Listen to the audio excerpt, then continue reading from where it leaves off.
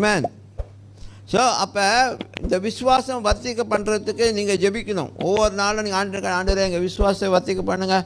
ஏன்னா நாங்கள் எந்த நேரத்துலையும் எந்த சமயத்துலையும் ஒரு காரியம் வரும்பொழுது நாங்கள் ப்ரே பண்ணும்பொழுது நாங்கள் கட்டளையிடும்பொழுது அது நடக்கும். நான் சொல்ல இந்த மாதிரி நடந்துச்சுன்னா ஜனங்க வருவாங்க, கூட்டமாக வருவாங்க.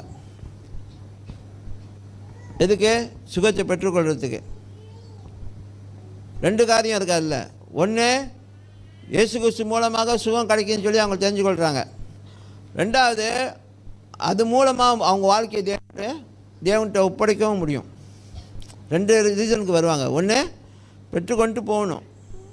இன்னொன்று, பெற்றுக்கொண்டு நான் அவரை முழுமையாக நம்பி வாழணும். அப்போ நமக்கு ரெண்டு பக்கமும் லாபம் தான்.